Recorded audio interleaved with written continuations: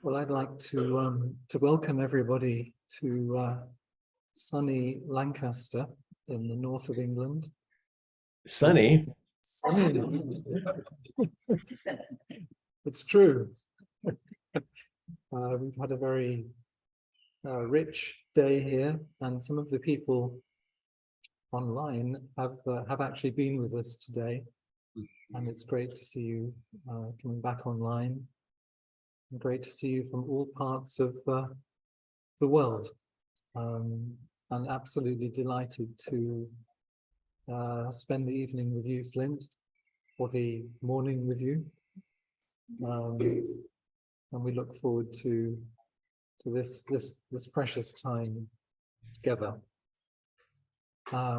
Maria, I'm aware you're going to do a briefing for us before we actually get started. Would you like to offer that now? Yeah, welcome everybody. It's lovely to see you all.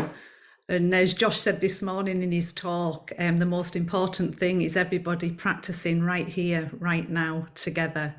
And so it's just so wonderful to see you all. So thank you all so much for turning up and creating this wonderful, wonderful space. And I've just got a brief briefing. This, as you can see, this is being recorded. And there'll be an interactive section. And if you want to step forward in that part, but you don't want it on the recording, then please do just send me a chat or email me, and I'll put my email in the chat, and I can edit that out for you so that you won't be on the recording. But I would ask if you could let me know half an hour after the end of today, so that I can begin to edit and upload, so that those people that haven't heard the talk can get a chance to listen to it before tomorrow. And that brings me on to the next bit, which is all the recordings are being put online. So the morning recordings, the first recordings of the day, will be online on SoundCloud, so you can listen to them before the evening recording goes up, and they do interlink, and Josh and Flint and the teachers will be interlinking the talk. So it'd be really, it's not essential, but it'd be really useful for you if you get a chance to listen to the talks before the later talk. So they're all there for you, ready for you to listen to. So thank you all so much, and I shall hand you over to Flint. Thank you very much. As always, it's a great joy to look around and see these beautiful faces and your presence.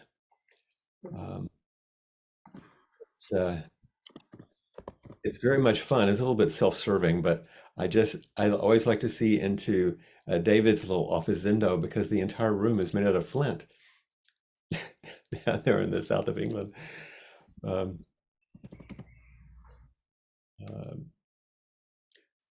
As Maria said, those of us who are making some offerings and teaching listen to the recordings of the talks.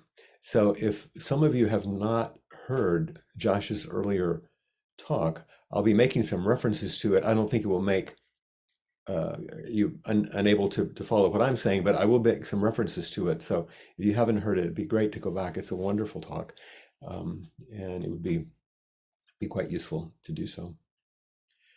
I'm so grateful, of course, for the effort of all of the people who have gone to great effort, as I said, to make these 3 days possible. I won't even begin to mention them all, because I will leave people out, but there'll be some times in which we can offer those things. And also for the effort to allow me to join in. It's a great gift to me. And we'll jump right in. The theme for our time together, just as a reminder, is the most important thing. And there was a quote from Suzuki Roshi that went out with the invitation. And those beautiful invitations that that come from from the Sangha I really like. And Judy, I appreciate your being so good at keeping me up with these things. Or who does it? Somebody else? Okay. The quote that was with the theme was, "The most important thing is remembering the most important thing," which isn't just a clever um, Zen sounding statement. It's we'll unpack that a little bit. The most important thing is remembering the most important thing. Earlier in the first talk, Josh spoke about the many instances of Suzuki Roshi using the phrase the most important point or the most important thing. And he offered this elegant image, which I really enjoyed, that each of these phrases, when you read them, is complete. And so when Suzuki Roshi says the most important thing or the most important point is, and he at that moment, that really does seem like the most important thing. And yet it sets up this vibration, as he spoke about the sort of background hum, resonating with all the other instances of the most important thing, or the most important point, resonating with that one. It's like the harmonics you get, with a piano. One string is plucked, but it sets up a resonance with all the others. And in case you don't know, in the analytics that were done at one point, there are 224 instances found in Suzuki Roshi's talks.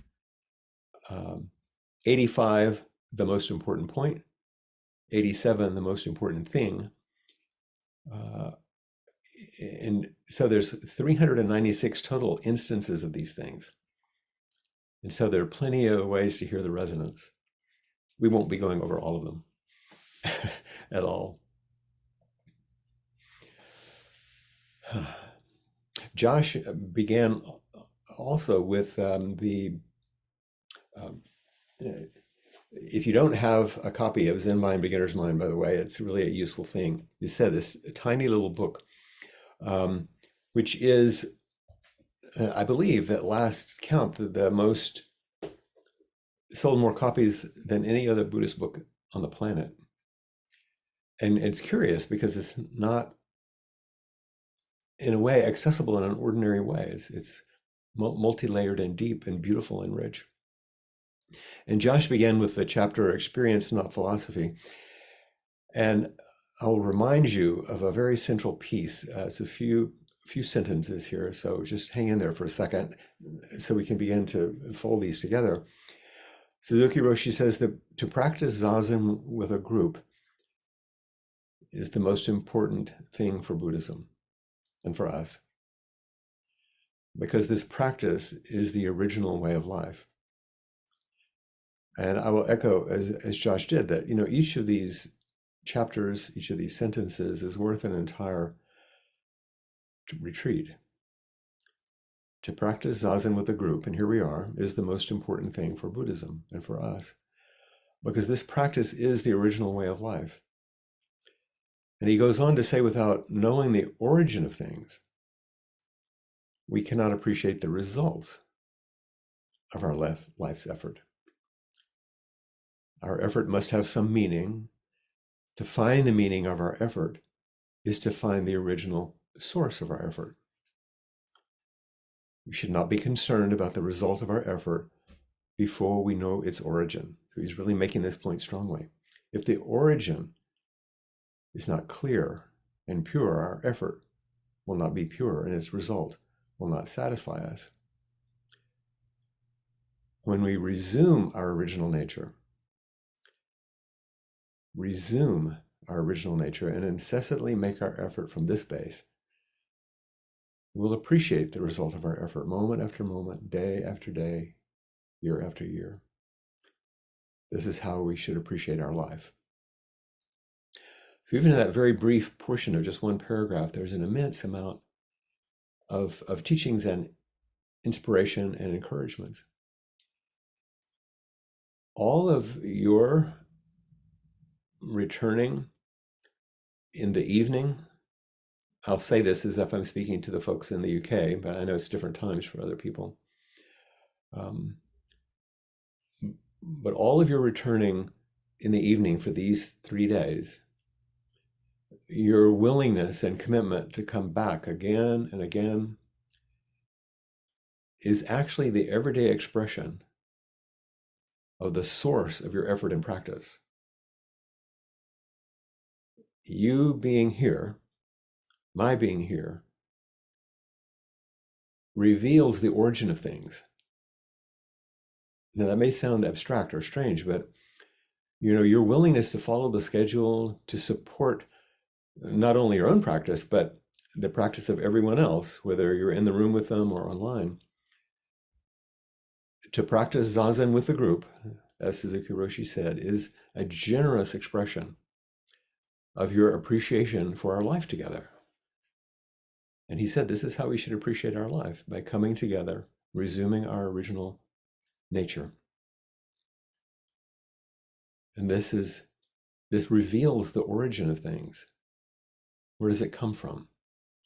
What calls us? Suzuki Roshi would call it our inmost request. So like, why would we do such a thing? It's kind of unusual. Why would you get up early or stay late and make all these efforts? I love the description that Josh made to the safety officer, whoever it was. We sit and we walk and we talk about sitting and walking. It's very interesting.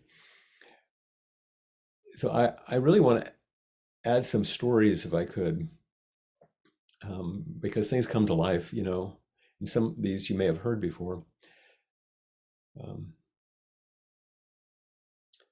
And they have to do with my own practice edges, I think, and hopefully that will invite you to reflect on yours. And I'm going to move between training situations that I was involved in early on in the United States and in Japan. That's part of why I'm wearing these clothing. I don't have on robes. This is short sleeve. This is work clothing. What I'm wearing, in some way, is what the monks would wear when they're working. So I'm in a somewhat formal setting. You've invited me to teach. I'm wearing my rakusu, but I'm wearing work clothes because I'm at work. But we all have to start really attending to how did you find your seat? And everybody has a beautiful story about this. The very first time I visited a Zen temple, the first time I ever walked into a zendo, I quite foolishly signed up for a full day of formal sitting. I wasn't sitting in that beautiful room at the Story or hanging out with friends. It was at Green Gulch Farm in Green Dragon Temple in Marin County above San Francisco, across the Golden Gate Bridge. Because I was determined to sit in a real zendo with real monks and hear a real talk by a real Zen teacher. So I arranged to travel from Texas to California. To a friend of mine met me there and drove me out to Green Gulch Farm. And I hadn't had an opportunity for any personal instruction before arriving, and I had absolutely no experience in the Zen forms. I actually had very little meditation experience, to tell you the truth. I mean, I'd sat on my own, but I'd been reading my Buddhist books and sitting at home for years in my own way, in like this preparation for my plunge into Zen training. And I was young enough and arrogant enough to think I can do this. I was just sure I could manage it just fine. And I was determined and quite earnest, even though I didn't really know what I was getting into. That entire day was shockingly unpleasant. Some of you probably know this feeling. I'd chosen to arrive the evening before the retreat, because it started quite early. And I'd arranged to sleep in the zendo, which was an okay thing to do. You could sleep on the mats, on the tatami mats, and they gave me a few blankets, but they weren't really prepared like I was a guest. They kind of threw some things together. And if you've never been to Northern California, it reminds me of being in the Lake District, in the fall. It's cold and wet. It reminds me a lot of being in the UK in certain times. But I wanted to be present and ready for my special day of serene meditation. You laugh. Of course, I hardly slept, so I was tired and a bit disoriented. When the wake-up bell rang at, I think, 4:45, well before dawn, and it was, for me, this boy from Texas, it was unbelievably cold. And I was anxious and tense and sleepy and confused and swept along in, I guess you would say, kind of like a trance in this new foreign world that I'd sought out. A good friend of mine came to retrieve me at the end of the day, and we drove up out of the valley mist and the eucalyptus fragrance is so big, huge eucalyptus trees of green dragon Kemple, through Sausalito back towards San Francisco, because we were on our way to the Big Sur coast, down the coast from San Francisco to another retreat. And as we moved through the traffic of the city, and then south towards Big Sur, along one of the most beautiful stretches of coastal highway in the world, I think, I hardly remember the drive. I was in kind of a state of shock from that day and what had unfolded as a powerful and difficult and painful surprise. And the biggest surprise of all is that I was already planning to go back.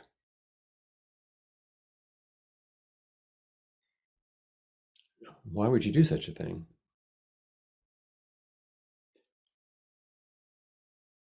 There was something beyond my fantasies, and something beyond success or pleasure, all those things that usually motivate us. Something deeper was calling. There some important thing was showing itself in this way. And some of you have these kinds of experiences. I don't think I'm particularly unique in this way. Later in that same chapter that Josh was referencing earlier, Suzuki Roshi says, there's no need to intellectualize about what our pure original nature is, because it's beyond our intellectual understanding. Just like my desire to return was beyond my intellectual understanding. And he goes on, and there's no need to appreciate it because it's beyond our appreciation. It's outside of the things we normally appreciate. So just to sit without any idea of gain and with the purest intention to remain as quiet as our original nature, that is our practice. Now there's, in the first quotation I read before the story, Suzuki Roshi invites us to appreciate our life as we resume our original nature. As we sit together, resume our original nature, we can appreciate our life. As we turn from that kind of conventional focus on results, Josh talked about this, we both have this kind of perfectionistic thing, we wanted to achieve and get results. And instead turn toward the source of our effort. We appreciate our life and its expression. Then in the second quote, he seems to say that our practice in pure original nature is beyond appreciation. We don't need to appreciate it. There's actually no need, but instead express it in our sitting of Zazen. But there's this curious phrase at the end of this section, which really got my attention. He says, to remain as quiet as our original nature, that is our practice. To remain as quiet as our original nature. Our original nature is quiet, still, spacious. This is our original nature, not its embodied expression we can achieve. In other words, trying to stay quiet and stay still and be peaceful, that's not what he's pointing to. And our nature isn't also our personality that we try to perfect so that we're still and upright, or look like a good Zen student or whatever. This is not what's quiet. Our original nature is the quiet, spacious stillness from which our embodiment emerges and blossoms. The space in which our personality unfolds over a lifetime, and which eventually fades and disappears. It's that space, that place.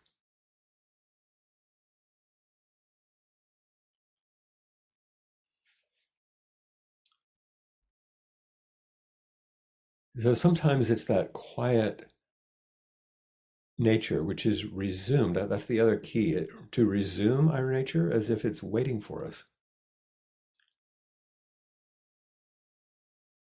And I think, if I remember correctly, Josh spoke about Mel Weissman's teachings about just walking to the store. this simple stillness and movement. Stillness and movement. Two sides of one thing. And then there was that story of Karen Maison Miller talking about watching Maizumi Roshi walk in the same way, and how he moved, and how she said she would follow him anywhere. And the wry statement, which she said, apparently I did, as a Dharma transmitted student. And some of you have heard the moment that I knew that I would ask Blanche to be my teacher. And it was during morning service at City Center in San Francisco, when she was the doshi, or the lead priest leading this service, and when I watched her bow. There were a lot of wonderful teachers at the Zen Center at that time. Many of them great teachers, a lot of men with a lot of education, and they were kind of like me. But she kind of stopped me in my tracks. There was a dignity and devotion in her very ordinary movements of this older woman. I say older. She was younger than me now when I met her. Not much, but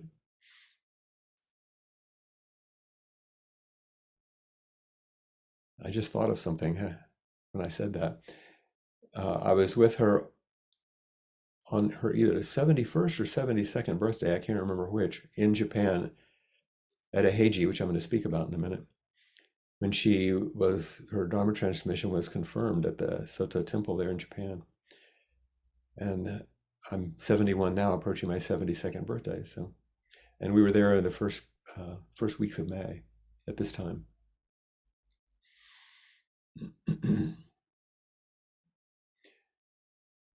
But when I watched her bow in those early years, the care that she took, and the way she handled her robes and her bowing cloth as she spread it and also took it up later, the way she approached the altar with this upright, firm softness, and the way she looked at what was on the altar, the pictures, the names on the altar, and then turn and return to the end of the bowing mat and engage these repetitive movements of the bows, raising her hands each time, touching her forehead to the earth. Each bow was complete in itself. It was full. And at City Center, in the morning, we do 9 bows. It's a lot of bowing. Each one complete. And whatever I was witnessing, which was having this unexpected impact on my body, I could feel it. Whatever that is, I want that. I didn't know how to, it was embodied. It's like being at Green Gulch and having that day that was very disorienting, but there was something about it that I couldn't hold in my mind, but I was still drawn to. So she was embodying these very things, the most important things that I couldn't hold as an intellectual thing.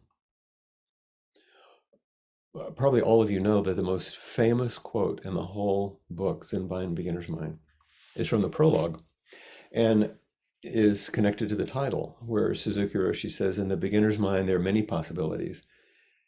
In the expert's mind, there are few. And of course, this is what we're talking about. In the beginner's mind, there are many possibilities. In the expert's mind, there are few. The way I echo that teaching often with you when we began a retreat is when I say, how simple are you willing to let this be?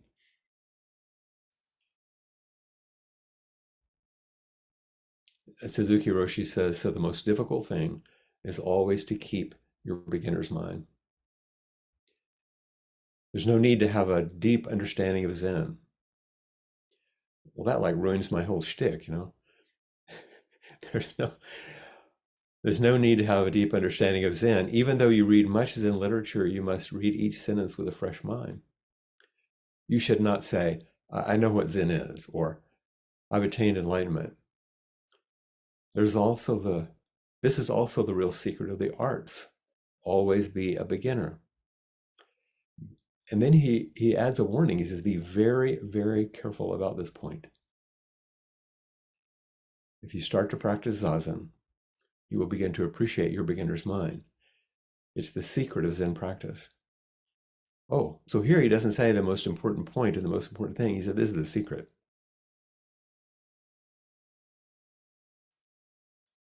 To practice Zazen and appreciate your beginner's mind. And I don't know about you, but in my early training, I didn't want to be a beginner. The day that I went to Green Gulch, I wanted to act like I knew what I was doing. And I wanted it to have some result that would be satisfying to me. And I never wanted to admit any of it, because that would spoil the whole thing. I wanted to be like what I thought I was seeing in the others, with their beautiful robes and inspiring talks, their ease with ceremony and forms. And it was all so beautiful and seemed so special and perfected. Years later, when I would return after I hadn't been there in a while and talk to my friends with whom I'd become very close, who had decided to live there and spend their lives in the temple, which is a worthy thing to do. It wasn't my way.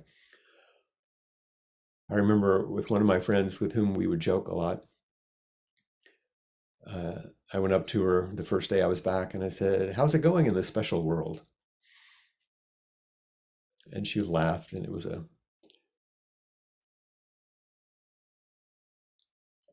little bit of a wry kind of bit of humor about that world, the monastic world or temple world, which is kind of special in some ways. And yet it's held so that those of us who come in and out of it can be trained in a certain way to be in the world in an ordinary, everyday way, which makes a difference. But early on, when I was much more of a beginner, but trying to push away my beginnerness, one time I went as a guest student to City Center. I had this great opportunity to be there at the time when Norman Fisher was being installed as abbot. It was in the late 90s, or about mid-90s actually. And it's called a mountain seat ceremony. It's when the teacher ascends the mountain. Because in China and in the old days, each temple was on a mountain and it was named after the mountain. And so the mountain seat ceremony is one of the most elaborate ceremonies where someone takes their seat as abbot, the new kind of religious leader. And it's a great honor. And it's a beautiful and complex ceremony. And it's, as you would imagine, steeped in tradition. Those of you in England just got to see a bunch of steeped in tradition stuff. Not exactly ascending the mountain, but another kind of seat that someone took. This one, like all of these kinds of big ceremonies, is filled with meaning. So it was a great honor to be part of that. And of course, as a young student, what all of us were was labor. We helped put it all together, and it was a lot of work to do that, and we enjoyed it. I was a volunteer help, and I offered myself wholeheartedly, which was your job, cleaning the temple, engaging in the preparations for visiting dignitaries and all the local members. And as I was busy working one day, I was actually in the foyer, the front area, sweeping and vacuuming and cleaning it. It was the offices on one side, and the other side is the Buddha hall, where you go in for the services, and then you enter the fullness of the temple. And my thoughts went something like this: I am too old. I was in my 40s at that time. There are all these young people here who are starting out fresh, and they've dedicated themselves to the Dharma, and they are so lucky. I missed Suzuki Roshi. I missed all the other really cool teachers who'd come through here in the past. And I don't know why I think I could even do this, and why the current teachers would even want me as a student. And you know this? Anybody ever do this? It started. On and on it went. And I was building this case for my pitiful nature and comparing myself unfavorably to everyone and everything. It was a very familiar rut. Now, for those of you that have not been there, for security reasons, because the city center is not like in the best part of town, and the front door remains locked. So to gain access, a person has to either have a key or be accompanied by a resident who has a key, or you've got to knock on the door and hope someone is going to answer it and let you in.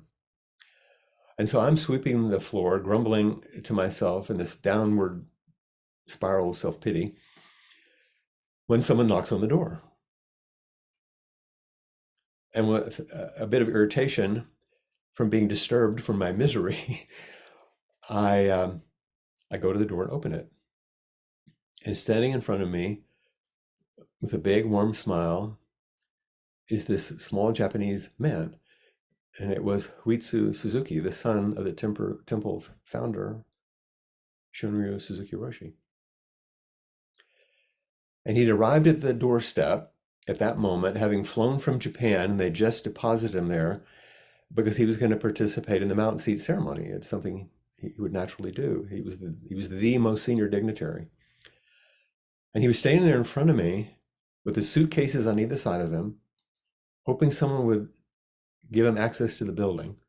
And I looked at him with a shock of surprise because I recognized who he was. And what did he do? He just smiled at me and bowed to me. And so I returned his warm gesture and stepped aside so he could enter. And I think I didn't even help him with his suitcases, which is ridiculous because I was so stunned, And he came in and immediately put down his bags and slipped off his shoes. He moves fast and made his way to the Buddha hall, which is just right there adjacent to the entrance.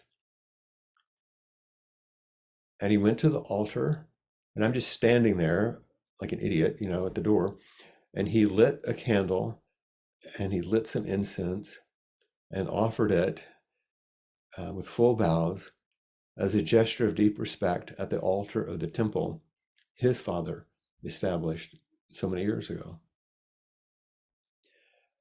And I watched all of this unfold with deepening respect and awe, because my self-centered dream in those few moments had been shattered after the knock on the door. I had been lost in my self-centered story, fully engrossed in its apparent reality. This was real, it was true. Then with a generous smile and his palms together, this small Japanese man turned my world upside down. Suddenly there was no such thing as a missing past. My age and accomplishment in the Zen world had no meaning. It's not as if my feelings were unimportant, they were just not relevant in the moment that was unfolding that I was immersed in, and everything I assumed was missing in my spiritual life was manifest in those moments. I guess I could have tried, to stay caught in that self-centered dream I'd worked so hard on. But to do so would have meant that I would have had to remain committed to my self-centered thoughts and loyal to my sorrows. But the potency of this unfolding was such that it pierced my self-centered dream like a bubble. And I was invited into the moment of generous action and effortless grace. And I was met by warm generosity. So I was able to respond with unself-conscious gratitude. All the things that I was hoping to receive in practice, of course. And I was shocked to see how close freedom actually is when my stories simply fall away.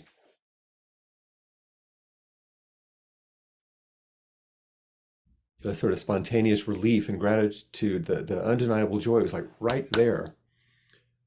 And I didn't have to work hard to find them or learn something about Zen or struggle to create them. These qualities revealed themselves quite naturally as this gentle man and I met beyond all of my self-concern.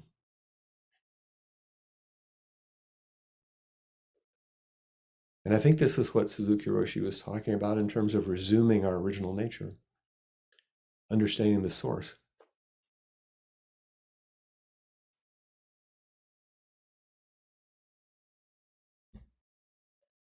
A little bit more from the prologue, Suzuki Roshi wrote, "The beginner's mind is the mind of compassion. When our mind is compassionate, it's boundless." And Dogen Zenji, the founder of our school, he wrote, "Always emphasize how important it is to resume our boundless original mind. When we are always true to ourselves, in sympathy with all beings, and can actually practice, then we can always be true to ourselves, in sympathy with all beings, and can actually practice."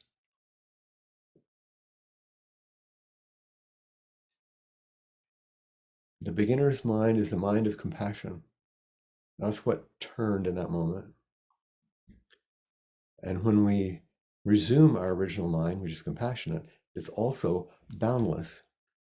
So this is one of the fascinating things about Suzuki Roshi and Zen Mind, because there's this tiny book, and he's teaching all of Dogen's teachings in ways that you wouldn't expect.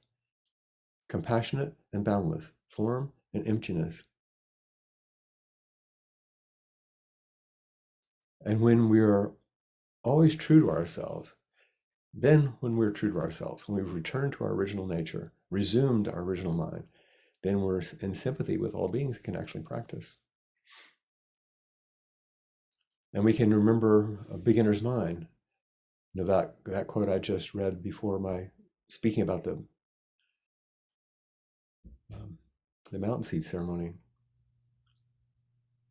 This is the secret of Zen practice, the most difficult thing, to keep your beginner's mind. So I want to invite you into another moment, if you would. Maybe some of you heard Josh's inquiry talk a few weeks ago when he spoke about taking us on a trip together. I love the way he did that. It was beautiful. So I'm going to ask you to take a trip now with me. I'm going to invite you to walk up a broad stone stairway lined on either side with 900-year-old cedar trees to the entrance of Eiheiji Monastery, the Temple of Eternal Peace, established in 1244 by Dogen Zenji. It's located deep in the mountains near the northwest coast of Japan, not far from Fukui City is the region. If you drew a line from Tokyo on Japan's east coast and just went straight across the island to the west coast, you'd find Eheiji.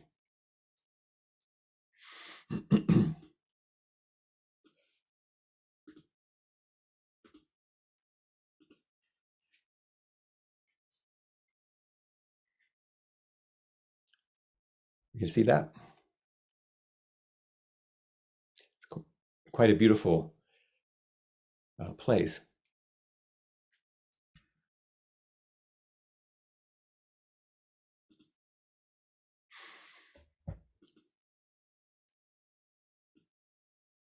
So 25 years ago, I walked up those steps. I traveled with my two American teachers, Blanche Hartman and Mel Weitzman, along with Huitsu. This is several years later, the Suzuki Roshi's son that I'd met that morning at City Center. And we went with I think it was about 15 other students like myself on a pilgrimage to this great temple. And we were going to participate in a special ceremony for Blanche at Eheiji and also Sojiji, the two main Soto temples. And this ceremony is called a Zuisei ceremony. It's one in which the person who is the Zuisei, the person in this ceremony, they become the abbot, ceremonial abbot of the temple for one day. And they wear special robes, and it's a great, it's like going to the Vatican being Pope for the day. Well, you don't do anything, but it's ceremonial, you know. And she was going to do this, and so we were accompanying her. And it's a way to verify your Dharma transmission in Japan. We don't do it anymore. Americans don't go there anymore. There's a way in which it's done here in the United States and also in Europe without going back to Japan. And we've been living and practicing at Rinzuen, which was Suzuki Roshi's home temple. That's where Huitsu was abbot at that time, in Yaizu, Japan, which is south of Tokyo along the east coast there. In Shizuoka Prefecture, which is the place where the best green tea is raised. And so we boarded a very large bus at Rinzuen and set out together, just as we're kind of on this virtual bus together here, to head to Eheiji.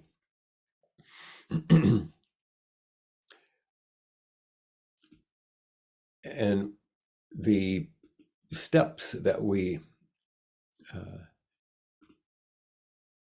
not the steps, but in the courtyard where the bus arrived, in front of the Zendo at Rinzuen. And this was the new Zendo, which was built in 1544, the new one, because the old one had burned down.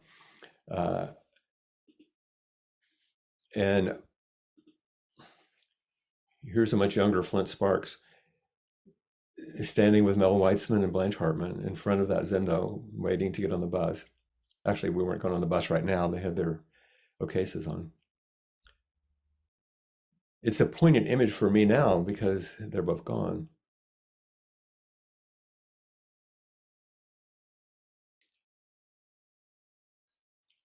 But they left me now with a brown robe with them.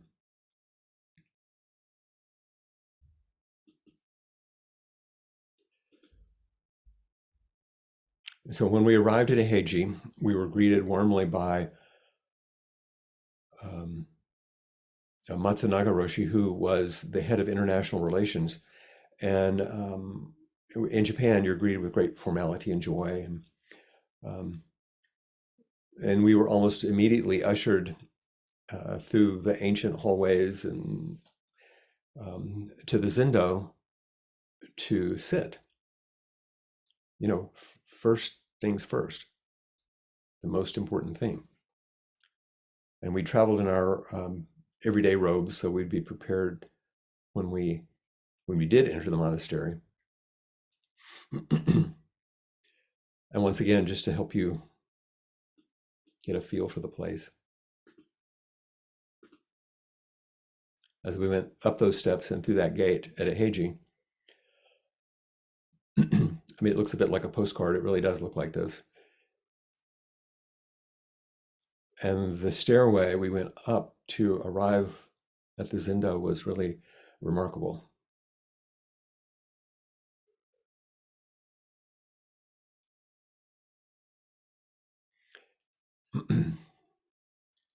That's not us, but we're sitting in a room like this. That is at Eheji.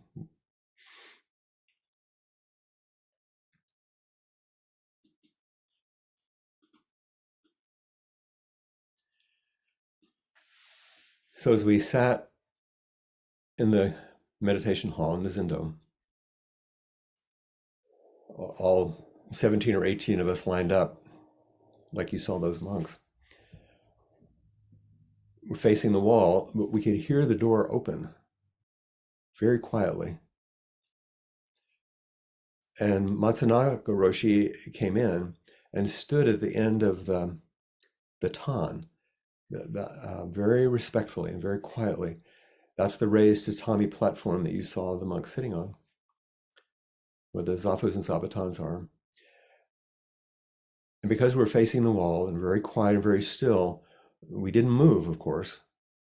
But out of the corner of my eye, I could see Matsunaga as he silently moved into that space right at the end of the tan and unexpectedly began to speak to us very simply and clearly in English. He said, when I visited San Francisco years ago, he said, I think he said 30 years ago at that time, but now it's more than 50, if you were to say it today. He said, I could not understand what Suzuki Roshi's meaning was. I couldn't understand what he was doing.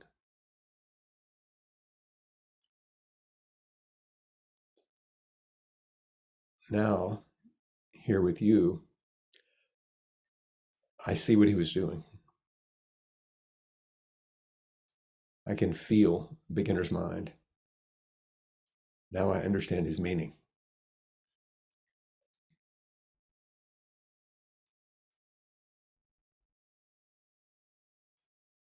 And then he silently stepped aside and left. And it was touching like it is to me now. What was his meaning? What did Matsunaga see and feel with us that day?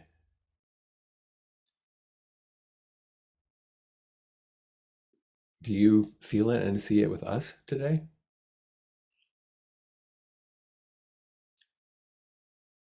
What's this beginner's mind, the most distilled expression of Dogen's Zen? And what's the most important things that translate beyond philosophy or theology? Remember Suzuki's statement? He said, Dogen Zenji, the founder of our school, and we were sitting in his monastery, always emphasized how important it is to resume our boundless original mind. Then we're always true to ourselves, in sympathy with all beings, and can actually practice.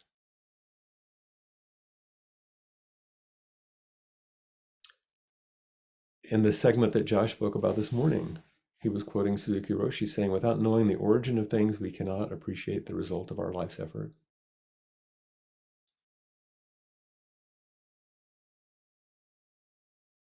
You know, we're so accustomed to appreciating the result of our effort, and we rarely look at the origin.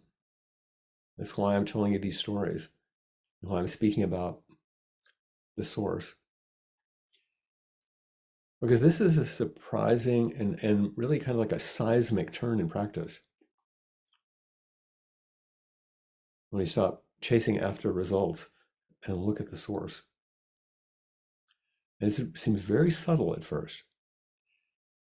You might not even notice it unless you're still and attentive, like Matsunaga was that day standing at the end of the tan with us. Or like I'm watching Blanche bow or opening the door for Huitsu and just meeting him in a moment. Quiet, remember? My original mind is quiet. And I believe that's what he was noticing.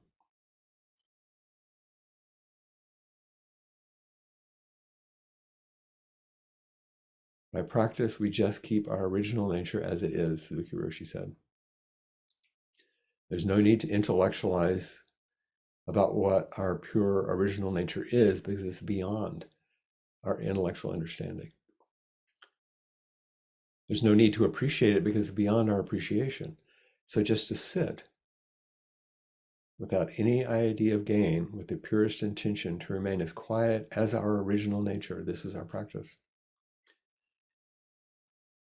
So on this first evening of retreat, how are these kind of questions moving in you? You know, the most important thing is remembering the most important thing. So what's the most important thing for you? What's the most important thing for your children and your loved ones, your friends?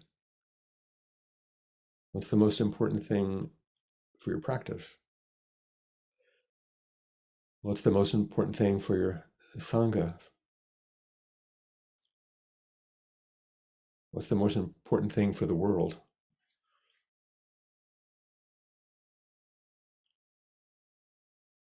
And when we say, what's the most important thing right now? It sounds very simple, but it's really the skillful means, upaya, we say in Buddhism. Most important? What's the most important? In some ways, we're asking, what's the most intimate? What's the thing that's closest in your body, here, now?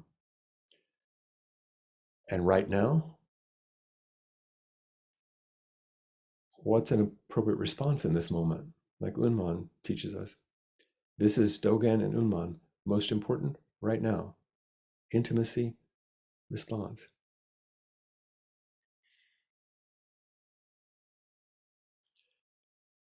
Now, one of the things that I read recently from David Chadwick, who is a biographer of Suzuki Roshi, there was a 40th anniversary volume. I think I have it here. It comes in a nice fancy box, the 40th anniversary issue, but now it's 12 years old, of Zen Mind, Beginner's Mind. And in the afterwards, David wrote this: the popularity of this book is not so much because people dwell on how great Suzuki Roshi was, but because he conveys to readers that they are great.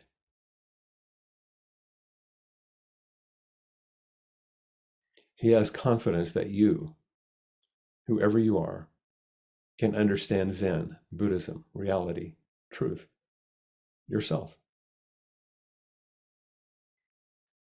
I thought that was a beautiful statement, that the power of the book is not because how great he was, but because he conveys how great you are and his confidence in you. And what's deep in that is the profound quality of self-acceptance that's required. This is Kobun Chino's practice is the candle in our darkest room. Self-acceptance is maybe the hardest thing. And that beautiful piece that Josh wrote from Carolyn Atkinson.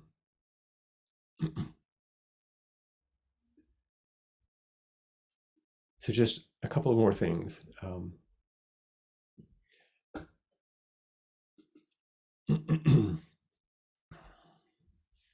I found, me in poetry, I'm always looking for poems that are useful for teaching. And I found one called The Most Important Thing. And I was curious to see what it said. Listen to these words, it's not too long. The author of this poem, The Most Important Thing, is Julia Fehrenbacher. These are her words. I am making a home inside myself, a shelter of kindness, where everything is forgiven, everything allowed, a quiet patch of sunlight to stretch out without hurry, where All that has been banished and buried is welcomed, spoken, listened to, released. A fiercely friendly place I can claim as my very own. I'm throwing arms open to the whole of myself, especially the fearful, fault-finding, falling apart, unfinished parts, knowing every seed and weed, every drop of rain has made the soil richer. I will light a candle, pour a hot cup of tea, gather around the warmth of my own blazing fire. I will howl if I want to, knowing this flame can burn through any perceived problem, any prescribed perfectionism, any lying limitation, every heavy thing. I'm making a home inside myself where grace blooms in grand and glorious abundance, a shelter of kindness that grows all the truest things. I whisper, Alleluia, to the friendly sky. Watch now as I burst into blossom. And we'll put this on the link tree so you'll have it, of course. It's so beautiful, and I was surprised to find it because almost everything that I wanted to speak about is like, oh, there it is. And she's able to help us step beyond the mundane without denying any of it or exiling it. It's a beautiful poem of forgiveness and acceptance, of turning towards every exile, letting every part of us speak.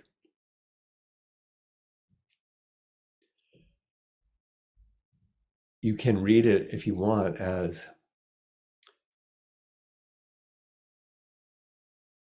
cultivating sort of manager part, just making life nice. I don't think that's what she's speaking to at all.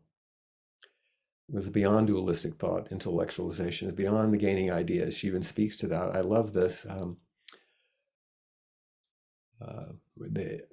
Especially the fearful, fault-finding, falling apart, unfinished parts, every seed and weed.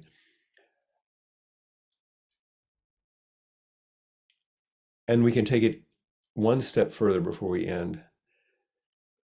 The first instance in Zen mind, beginner's mind, where you find the most important thing, because in my volume, I have them all highlighted. If you go through, you can see them all. The first one is in the prologue, and it says, for Zen students, the most important thing is not to be dualistic. Original mind includes everything within itself. It is rich and sufficient within itself. You should not lose your self-sufficient state of mind. This does not mean a closed mind, but actually an empty mind and a ready mind. If your mind is empty, it's ready for anything. It's open to everything. So when he says self-sufficient, he doesn't mean separate, on your own. Because it's not your mind. It's not your consciousness. It's big mind. And we're going to have a time for some questions, if you have them, or comments in a minute, just some discussion. Doesn't have to be anything dramatic, right? But when people ask,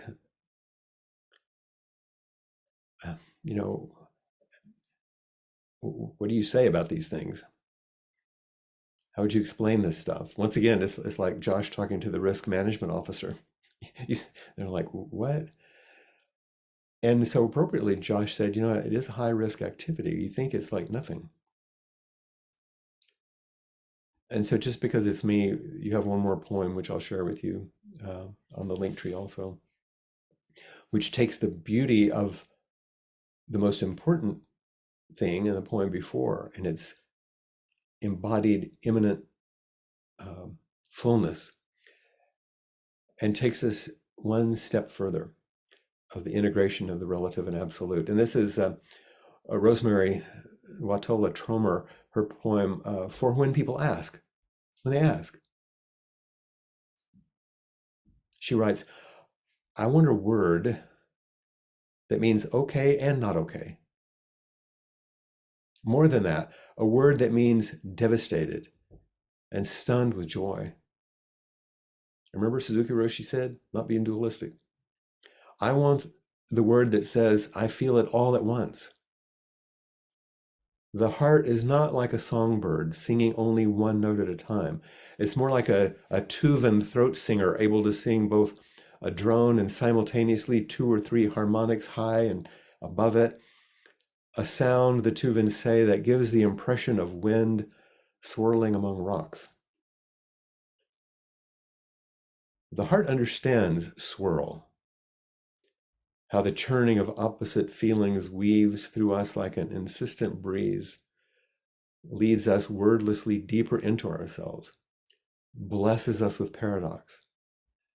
So we might walk more openly into this world so rife with devastation, this world so ripe with joy.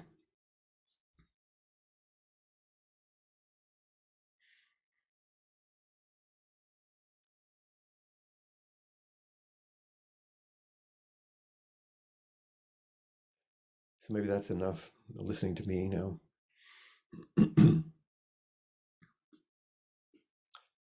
And I'd love to hear from you if there are things that you have questions about or just things you want to discuss or comment on. I don't mean necessarily going on and on about things, but how can we meet? If you're online, you can raise your hand. If you're in person, I assume you have a way to come before the computer so I can see you more intimately. And I'm sure our helpers there in the Zendo and also our helper online will assist us with this process. And sitting together, of course, in Zazen, as we're doing, is quite fine. There's no requirement. One of the beautiful quotes that Josh referred to this morning was Suzuki Roshi saying, after Zazen, I really don't want to speak. And sometimes after moments in which we're connected in this way, really speaking is not the first thing that comes up, maybe.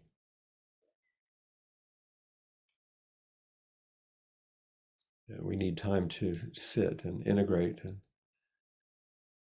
feel whatever we're feeling, think whatever we're thinking, just be with ourselves, with each other, especially with each other. To know that we're held and this presence that we share is the most important thing. Oh, we've got, is it Sally and then Jan? Yes.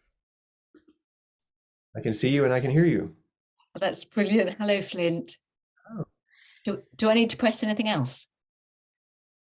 No, just your heart against mine. Thank you. I loved the stories you just told us. It made me think Lynn did a Dharma practice with us this afternoon. And she said, you can get up and move, or you can imagine doing what I'm going to describe. And I was really imagining everything that you described there. You know, I really had that magical feeling of being there. I hope so. I hope the images actually didn't distract. Because I thought, well, they might distract actually from the imaginative world, but it's a little interesting. No, it was wonderful. I remember, first of all, I remembered going to Hong Kong and I can't remember what it, something like the Temple of 1,000 Buddhas or something, where you walk up all these steps and there are all these gold Buddhas. But more than that, remembering times where it's been something unique and meeting someone. Like I remember coming up and sitting with you the first time. Yes, those ordinary moments of connection that artists and architects attempt to express in those grand temples. But that's Mm, really not, that's an expression of what happens when we actually meet. yes. Yeah. Yeah. It's ordinary, you know. And like it felt as you talked about it, it becomes timeless, Yeah. that it's always available somehow. Yeah. When I walk past the little iron gate in front of Josh and Trudy's and up the couple of steps into the front, and it's in springtime, and there's some of the tulips lean over and they brush my leg. Mm, It's like walking up to the bowing mat with many monks and the blessings that come. It's the same thing. It's except it's more dear. mm, lovely. Yeah. Or the mist that comes in the Lake District that Mm, penetrates you very slowly, and you don't even realize it, but you're slowly being penetrated by something like the teachings. that's a beautiful image. Early Yeah. morning light. Yes, yes. Or like walking on West Wittering Beach, way south in Sussex, and looking out across the sand and the water, and you can't Mm, really see sometimes. There's a little bit of haze, but it's like you're looking into infinity. I mean, there's all these images we have. It doesn't have to be in a grand place. It's all grand if we have eyes to see and ears to hear, and mm. our hearts are open. And simple at the same time. Thank you, Sally. Thank you, Flint. So we have Jan next. Hello, Jan. Hello, Flint.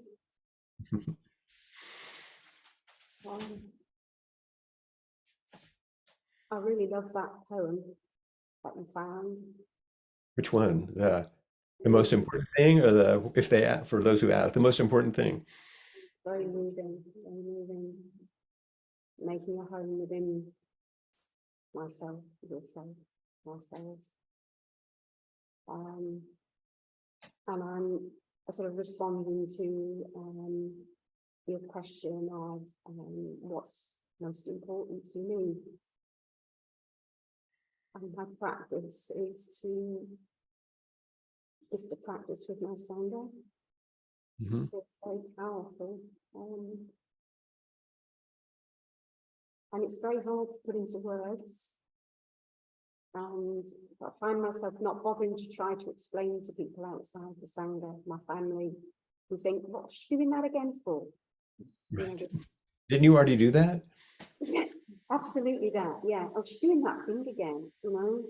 But now I don't even get a comment in the family chat now when I say that I'm going on retreat. It's just like, You know, Jan, she's kind of strange. yeah, yeah. And it's just not possible to put into words why it's so important and why I'm so passionate about it. Right. And why it's such a fundamental part of my life. And they will only get it, I think, by the way you are in the world, not what you say about it. Mm-hmm. Mm-hmm. Yeah, that's really helpful. Mm-hmm. Yeah.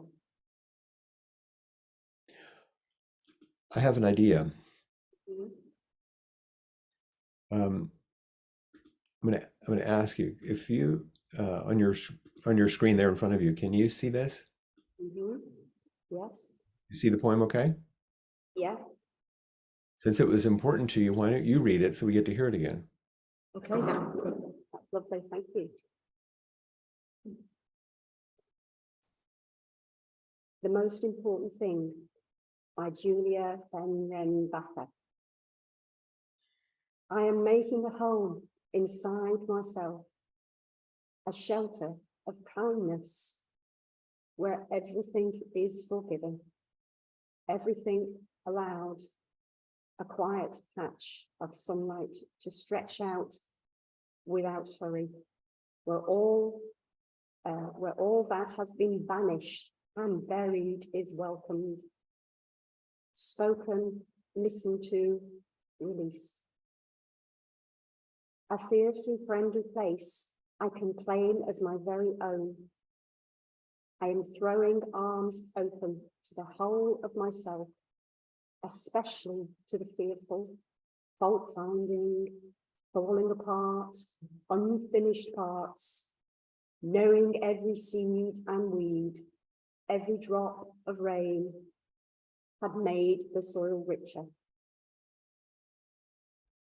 I will light a candle, pour a hot cup of tea, gather around the warmth of my own blazing fire. I will howl if I want to, knowing this flame can burn through any perceived problem, any prescribed perfectionism, any lying limitation, every heavy thing. I am making a home inside myself, where grace blooms in grand and glorious abundance, a shelter of kindness that grows all the truest things. I whisper, hallelujah to the friendly sky. Watch now as I burst into blossom.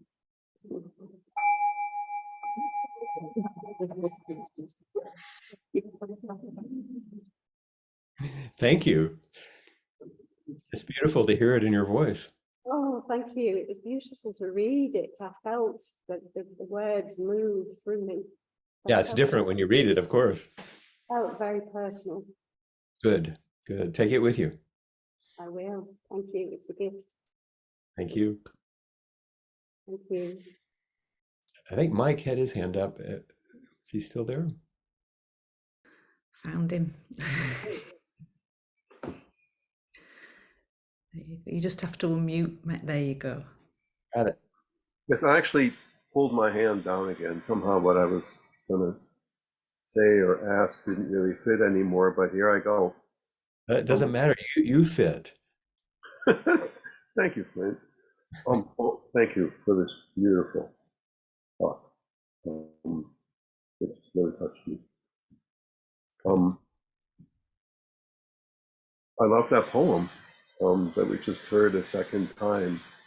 And, you know, it made me think about how much I love expressive arts like theater and music. And sometimes I've seen searing plays, or I love listening to blues music. And I've sometimes wondered, why is this? Because it's all about pain and sorrow and adversity. But somehow this poem pulled it together. That, you know, that she says, I wish there were a word that encompasses joy and devastation. And that's exactly what I experienced with this catharsis of seeing a really good play or hearing a moving song. Yes, it expresses something beautifully that I feel I would like to express, but I'm not sure how, but then it meets me there. Exactly. Yeah. Yeah.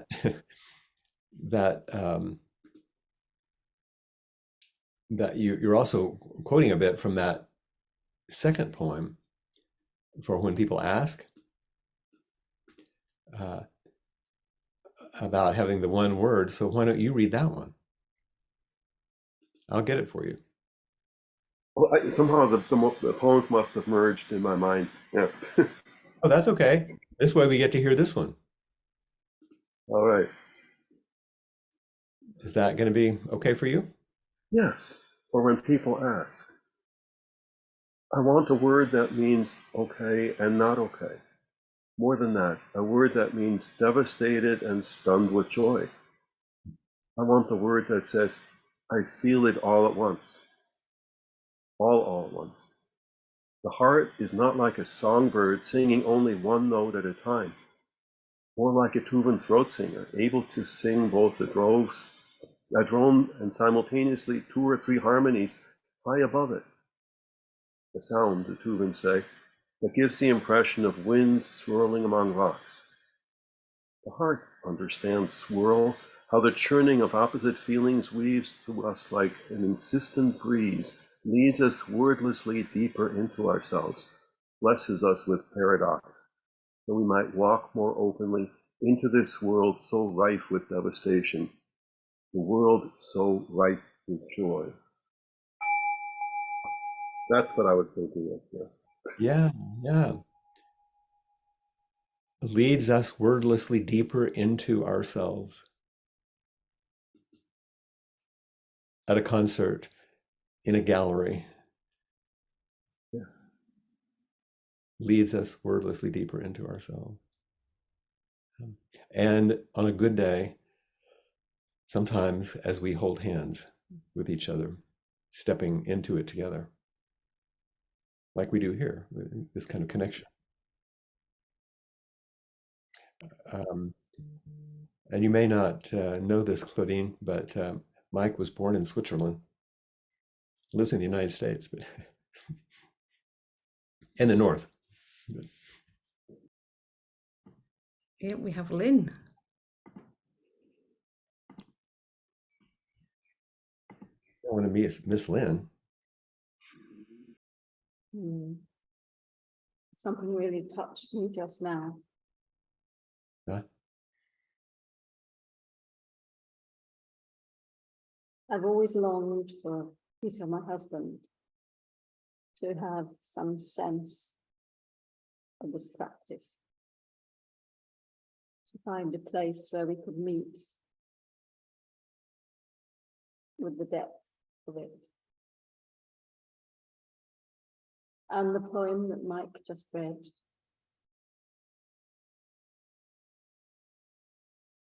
just found for me the place, because Peter loves music and he listens to that sorrow and joy and that place in the music.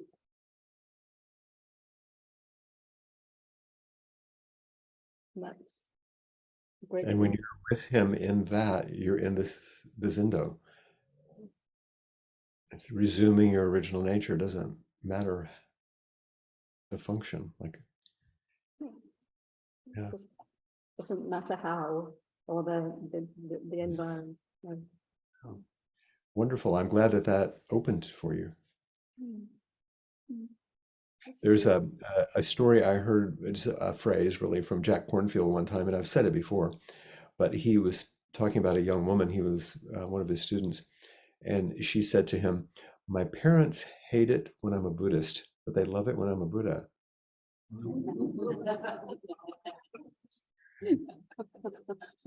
Don't have to explain, just be that.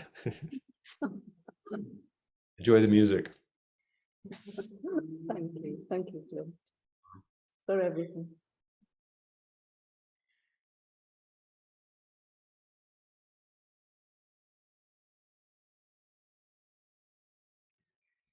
I think we're beginning to reach the end of this evening, this morning. It feels very precious that we have, for example, Millie and Claudine in Central Europe, and David in the south of England, and Jill in Scotland, and I can see Emily in the United States and Ed in Hawaii. And it's really a beautiful thing. I have this sense of gratitude for the kind of the weaving we're doing. I feel something is being woven through the story, out through the door, across the Atlantic, across the States, across the Pacific to you. And then tomorrow Trudy will offer her Dharma talk, and the tapestry will continue. So I'm most grateful for this this collaboration. This beautiful. It's almost, it seems like a miracle in some ways. Yeah. One thing I thought as I was, especially when I was telling the stories, because I was reminiscing about times 20, 25 years ago, when I was a student following or stumbling along, behind, and then how did this happen?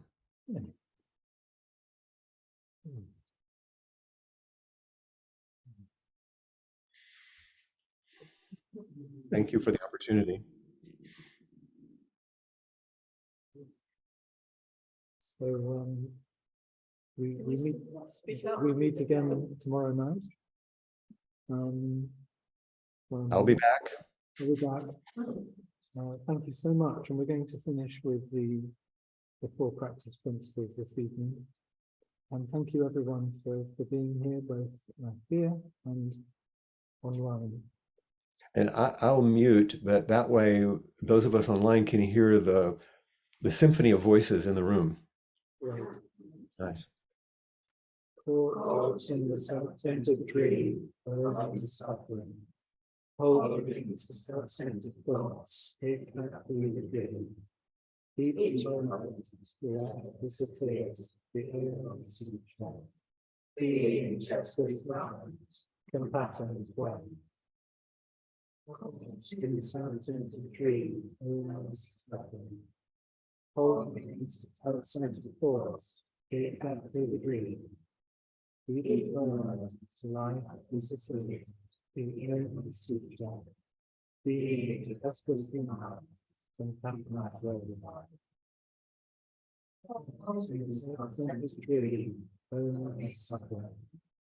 Holding to self-centered thoughts, it cannot be the dream. Each moment, life is eternal, the only teacher. Being just as silent, compassion is well.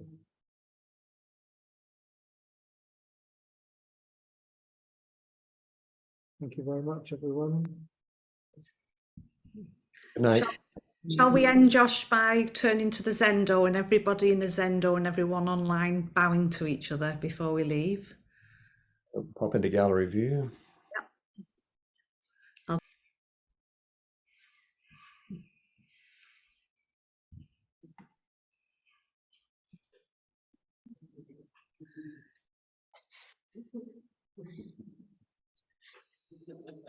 Thank you, everybody. You can unmute just to say bye-bye if you like. Bye-bye. Bye. Bye. Bye. Lovely to see you all. Thank you. Bye-bye. Bye. Bye. Bye-bye.